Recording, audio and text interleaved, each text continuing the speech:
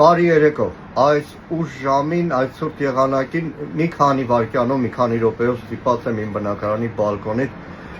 ձեր ժամանակը խլել մի կարևոր հարցով, որ այս պահին սոցիալական մեդիայում վստահ եմ շատ-շատերի աչքին զարն է։ Խոսքը վերաբերում է հետևյալին, իշխանական պատգամավորներ, պաշտոնյաներ իրար հերթ չտալով բոլորը գրում են ուռա, դատարանի որոշմամբ բեկանվել է ամենայն հայոց կաթողիկոս Գարեգին II վեհափառի որոշումը եւ մասացոտն թեմի առաջնորդ Գևորգ եպիսկոպոս Սարոյանը վերականգնվել է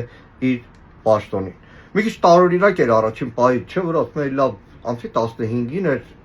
որը աննախադեպ է, բայց դա այլ թեմա է։ Գևորգ եպիսկոպոսը հայց ներկայացրել մայրաթոռի դեմ, ինչպես կլինի մեկ օրվա ընթացքում նման որոշում լինի։ Հետո նրանք էլ հասկացան, փորձեցին ուղղել։ Պարզվեց, որ եզակի դեպք է Հայաստանի քաղաքացիական դատավարական պրոցեդուրաների մեջ, այդ դատարանների պատմության մեջ, որ առաջին օրը ամսի 15-ին հայցը ներկայացվի դատավորը ափալ-թափալ, քան որ շեֆն է ասել, Նիկոլն է ասել, ափալ-թափալ որոշում կայացնի եւ հայցի ապահովման միջոց կիրառի Գևորգ եպիսկոպոս Սարոյանին մասացոտն թեմի առաջնորդի պաշտոնում թողնելու մասին մինչև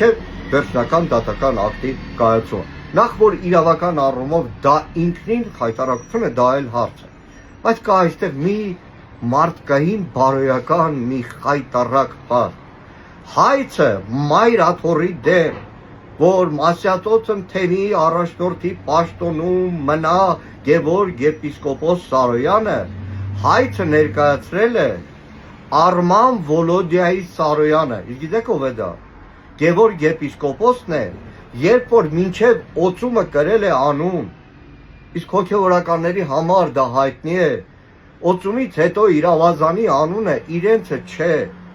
Այսպես է Նիկոլ Փաշինյանը բոլորին մինչև վերջ շրիշակից ներքև իջեցնում,